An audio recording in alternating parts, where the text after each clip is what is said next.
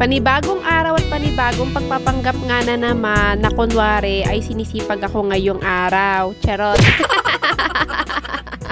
Bago pa ako magsimulang mag-setup ng camera, nakapagsimula na ako magluto ng pagkain namin para sa buong maghapon. Ang cravings nga namin ngayong araw ay pesto. Ilang beses nyo naman na itong nakita sa mga vlog ko tuwing nagluluto ako, kaya hindi ko na i-share sa inyo kung paano ko to niluto ngayon. Yung mga ginamit ko palang ingredients dito ay hindi ko na pinagbibili yan. Natira pa namin yan noong December. Bali, ang binili ko na lang talaga ay yung tuna na magiging sahog neto. Bumili lang ako ng 2 latang maliit. Ang lulutuin ko talaga sana is spaghetti ulit. Kaya lang sabi ni Daddy, kakaspaghetti lang namin ng January, kaya pesto pasta naman daw para nga mas healthy. Meron pa kasi kaming mga ingredients na natira namin nung December, mga ingredients sa paggawa ng spaghetti or pagluto ng spaghetti, tapos ito nga pagluto ng pesto, at meron din kaming ingredients na pangluto ng sopas. Puro bigay lang naman sa amin yun ng December, hindi naman namin pinagbibili yun. So dahil hindi nga namin naluto lahat, ayun, tinabi na lang namin para nga kapag gusto namin magluto, ay maluluto kami gaya na nga lang ngayon.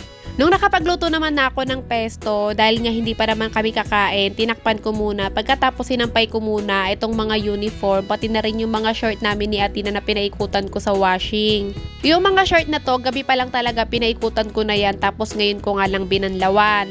Pero yung uniform, nilaban ko na yan dito sa may lababo bago pa ako magluto ng pagkain namin.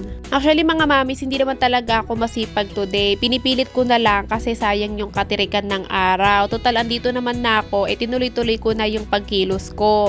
Kaya sa mga nag-aakala na masipag ako, hindi totoo yan mga mamis, akala nyo lang yan. Sa totoo lang, hindi ko pa talaga dapat to maisasampay ngayon. Kasi sa totoo lang mga mamis, parang hinahatak ako ng higaan ko. Pinilit ko lang talaga na tumayo para makapagluto ng pagkain namin. Pero nung nakatayo naman na ako at nakapagluto na, hinatak naman ako na isampay ko na nga daw to ngayong araw. Kasi sayang nga naman yung katirikan ng araw para matuyo agad ng mga bandang hapon. Etong mga nakaraang araw kasi mga mamis, hindi talaga maganda yung oras ng pagtulog ko. Actually, lagi naman talaga dahil nga simula nung nagkasakit ako. Pero may mga time na mas malala, kaya pag ganun, kahit anong pilit ko na gusto ko talagang kumilos, hindi ko magawa kasi parang kailangan nakahiga lang talaga ako buong maghapon. Etong mga oras naman na to mga mamis ay gabi na. After ko magsampay, ayun, nahiga nga ulit ako. Tapos mga bandang gabi, eto nga't naisip ko na parang ang dami ng alikabok dito banda sa may computer table. Alam niyo mga mamis, napansin ko lang, simula nung binili ko tong computer table at dito namin inilagay, wala pa ata sa 5 beses na nilinis ko to. Tingnan nyo naman mismo yung computer, napakadami na ring alikabok. Minsan talaga, mapapatanong ka na lang kung saan ba nanggagaling yung mga alikabok, lalo na kung hindi ka naman talaga nagbubukas ng pinto at bintana. Lalo na kami mga mamis, hindi talaga kami nagbubukas ng bintana at pinto namin. Magbubukas lang yung pinto namin kapag may kita nyo kaming lalabas. Pero yung bubuksan namin dahil gusto namin ay hindi talaga. Pero wala naman akong choice kasi kahit anong reklamo ko, magkakaroon pa rin ng alikabok tong mga to. Kaya ito, for the linis na lang ako. Medyo babaguhin ko na lang din yung pwesto ng mga gamit dito kasi nga masyado na rin marami kaming mga papel-papel dito banda sa may computer table at hirap si dading kunin kapag kailangan niya. Kaya naman gagawin ko, ililipat ko na nga lang banda sa ilalim. Nagtanggal na ako ng mga ibang gamit na hindi na kailangan para nga medyo lumuwag at gumanda yung ayos. Yung mga ink namin, dito ko na lang din nilagay kasi nga doon lang siya nakalagay sa ilalim, nakakarton lang. Habang naglilinis nga ako dito ng computer table, alam niyo mga mamis, hindi ko alam kung nakwento ko na to sa inyo or na-share ko na sa inyo. Kapag ganitong may time na hirap ako lalong matulog tapos gusto lang ng katawan ko, talagang lagi lang nakahiga.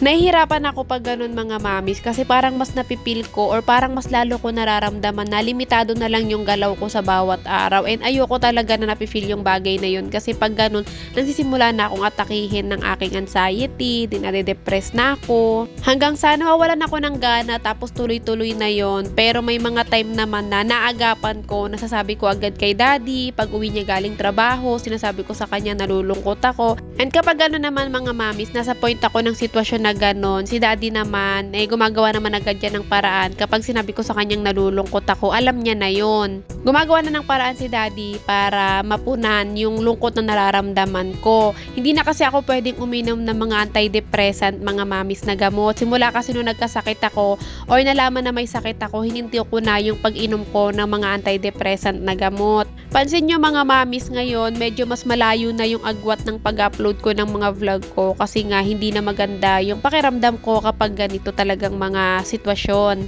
Kaya hindi talaga pwede sa akin mga mamis yung mas lalo ako nahihirapan sa pagtulog kasi umaabot talaga ako sa point na nagiging ganito ako. Buti na lang talaga, nandiyan si daddy lagi sa tabi ko na kapag sinabi kong nalulungkot ako, ang lagi niya agad tanong sa akin anong gusto ko. Sa madaling salita mga mamis, pagkain lang pala talaga ang sagot sa kalungkutan ko. Charot! Pero minsan talaga mga mamis, bukod sa dinadamayan ako ni daddy tuwing sinasabi kong nalulungkot ako, tinatanong niya talaga ako kung ano yung gusto ko para nga mas lalong nawawala yung lungkot na nararamdaman ko.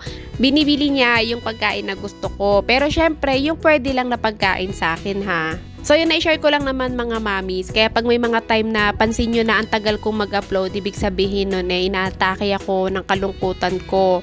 So anyway, natapos na ako maglinis dito banda sa computer table. Kumpara kanina, mas maayos na siya at mas maliwalas ng tignan. Yung mga papel-papel na ginagamit namin sa pag-print, nilagay ko na banda sa ilalim.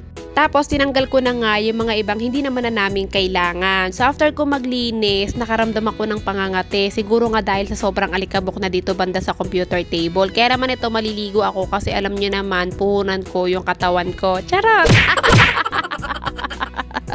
Diyos ko, naglaro na naman ang mamshi panay nyo ng ganda-gandahan. Sa pagtapos kong maligo, nagdamit lang ako pero hindi na ako nag-short. Okay lang yan mga mamis kasi wala naman kayo makikita dyan. Nakita nyo medyo makulimlim. Actually, sobrang kulimlim. Pagkatapos ko palang maligo, naghilamos ko. Sa mga nagtatanong pala kung kailan ako magkakastock ulit ng sabon, hindi ko alam mga mamis kasi matagal talaga bago dumating yung mga stocks na sabon. Pero mag-update naman ako sa vlog ko kapag may stocks na ulit. Pagtapos kong maligo, nagpahinga muna ako hanggang sa matuyong buhok ko. Tapos, ito nga natuyo buhok ko, sakto naman ay dumating nga tong parcel ko. Actually, dumating to habang nagsasampay ako. Umorder ako ng panibagong trash can online. Itong trash can na to, paglalagyan ko to nung mga plastic na ginamitan ko ng paglilinis ng bituka ko. Meron naman talagang basurahan sarili yung mga plastic na yon, pero bumili ako ng bago, yung mas maganda nga yung takip. 100 plus ko lang to nabili, tapos may iba-ibang size siya. Itong nabili ko parang large size to. Ang hindi ko lang nabili ay yung trash bag. Ito na lang munang plastic na puti yung gagamitin ko pansamantala.